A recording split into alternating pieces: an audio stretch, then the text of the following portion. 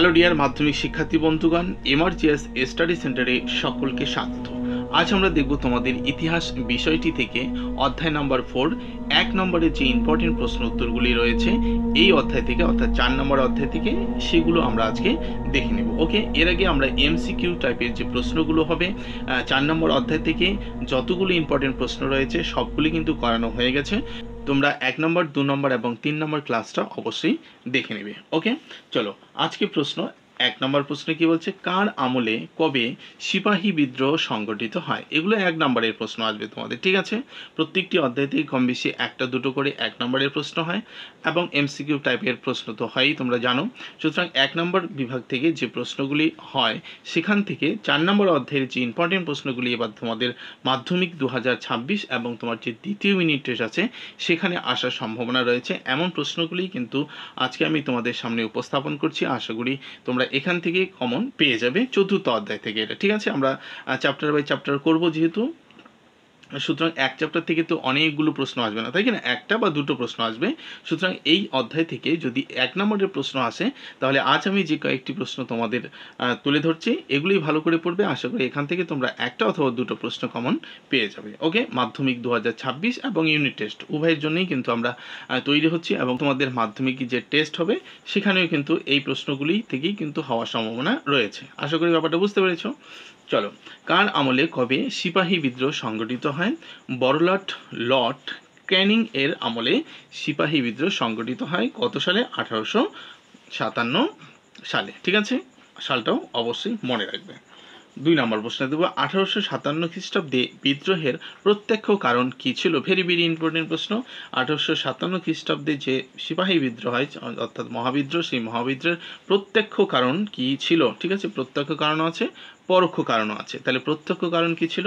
British সেনাবাহিনীতে Enfield রাইফেলে যে টোটার প্রচলন, এটাই হলো কি 1857 খ্রিস্টাব্দে মহাবিদ্রোহের প্রত্যক্ষ কারণ। ওকে, 3 নম্বর প্রশ্নটা দেখব, কোন আইনের দ্বারা ভারতে ইস্ট ইন্ডিয়া কোম্পানির শাসনের অবসান ঘটে? কোন আইনের মাধ্যমে ইস্ট ইন্ডিয়া কোম্পানি ভারতের মধ্যে যে শাসন করছিল সেই শাসনের অবসান ঘটে?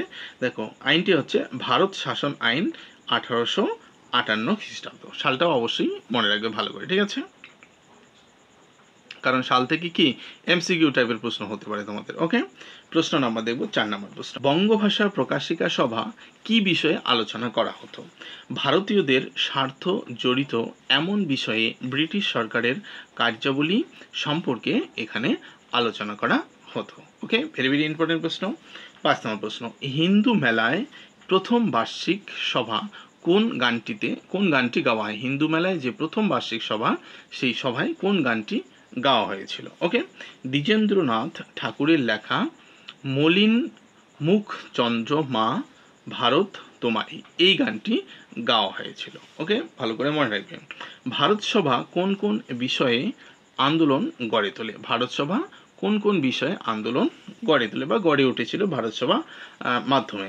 ভারত সভা সিভিল সার্ভিস পরীক্ষা, মনে রাখবে, সিভিল সার্ভিস পরীক্ষা, দেশীয় ভাষা সংবাদপত্র আইন, অস্ত্র আইন, ইলবার্ট বিল সহ একাধিক বিষয়ে আন্দোলন গড়ে উঠেছিল। ঠিক আছে, প্রশ্নটা কিন্তু এমসিকিউ টাইপের জন্য ইম্পর্টেন্ট রয়েছে যে ভারত সভায় নিম্নলিখিত কোন আন্দোলন গড়ে ওঠে? ঠিক আছে, এগুলোর মধ্যে একটা অপশন দেওয়া থাকবে, সেখান থেকে তোমাকে সঠিক উত্তরটি নির্বাচন করতে হবে। তাই ভারত সভায় যে বিষয়গুলি নিয়ে আন্দোলন গড়ে উঠেছিল সেগুলো সবগুলো মনে রাখবে। সিভিল সার্ভিস পরীক্ষা, দেশীয় ভাষা আইন, সংবাদপত্র আইন, অস্ত্র আইন এবং ইলবার্ট বিল সহ আরও একাধিক রয়েছে। ওকে, পরের প্রশ্ন দেখব। পরে 7 নম্বর প্রশ্নটি রয়েছে, আনন্দ মঠ উপন্যাসে ইংরেজি অনুবাদ কি নামে প্রকাশিত হয়? আনন্দ মঠ যে উপন্যাসটি সেটি ইংরেজি অনুবাদ কি নামে প্রকাশিত হয়? দ্য এভি অফ পিলস নামে পরিচিত হয় বা প্রকাশিত হয়। কোন পট্টভূমিকায় আনন্দমঠ উপন্যাসটি রচিত হয়েছিল? কোন পট্টভূমিকায় আনন্দমঠ উপন্যাসটি রচিত হয়েছিল? অষ্টাদশ শতকে বাংলায় 76-এর মন্বন্তর, ঠিক আছে, ভালো করে মনে রাখবে যে অষ্টাদশ শতকে যে 76-এর মন্বন্তর হয়েছিল সেই 76-এর মন্বন্তর এবং সন্ন্যাসী বিদ্রোহের পট্টভূমিকায় আনন্দমঠ উপন্যাসটি রচিত হয়েছিল। আনন্দমঠ উপন্যাসটি রচয়িতাকে এটাও কিন্তু এমসিকিউ এর জন্য ভেরি ভেরি ইম্পর্টেন্ট। সুতরাং এমসিকিউ টাইপের প্রশ্নে কিন্তু আমরা দেখে নিয়েছিলাম যে আনন্দমঠ উপন্যাসটি রচিতা কে। ৭৬ এর মনমন্ত্র কবে হয়? ১৭৭০। এই সালটাও ভালো করে মনে রাখবে। নিম্নলিখিত বা এরকম প্রশ্নটি হতে পারে ৭৬ এর মনমন্ত্র সংগঠিত হয় ১৭৭০, ৭১, ৭২, ৭৩ অপশান দেওয়া থাকতে পারে। সুতরাং মনে রাখবে ১৭৭০ খ্রিস্টাব্দে কি ৭৬ এর মনমন্ত্র হয়। ওকে, চলো পরে আমরা প্রশ্নগুলি দেখব। চলো ৯ নম্বর প্রশ্নটি কি বলা হয়েছে? বর্তমান ভারত গ্রন্থে ভারতের কোন সময়ের ইতিহাস আলোচিত হয়েছে? বর্তমান ভারত যে গ্রন্থটি রয়েছে সেটা ভারতের কোন সময়ের ইতিহাস আলোচিত হয়েছে বা ইতিহাস রয়েছে? বৈদিক যুগ থেকে ব্রিটিশ শাসন পর্যন্ত, মানে রাখবে বৈদিক যুগ থেকে ব্রিটিশ শাসন পর্যন্ত ভারতের পূর্ণাঙ্গ ইতিহাস আলোচনা বা ব্যাখ্যা করা হয়েছে বর্তমান ভারত গ্রন্থে। ওকে, পরের প্রশ্ন, ভারত মাতা চিত্রটি কোন ঐতিহাসিক ঘটনার পরিপ্রেক্ষিতে অঙ্কিত হয়? ভেরি ভেরি ইম্পর্টেন্ট প্রশ্ন। ভারত মাতা চিত্রটি কোন ঐতিহাসিক ঘটনার পরিপ্রেক্ষিতে বা পটভূমিতে অঙ্কিত হয়?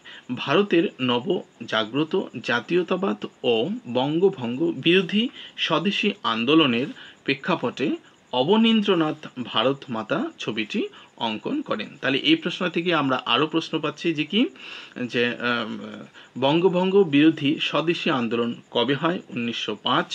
প্রেক্ষাপটে হচ্ছে কি অবনীন্দ্রনাথ ভারতসভা ছবিটি আঁকেন। তাহলে ভারতসভা ছবিটি কে অঙ্কন করেন?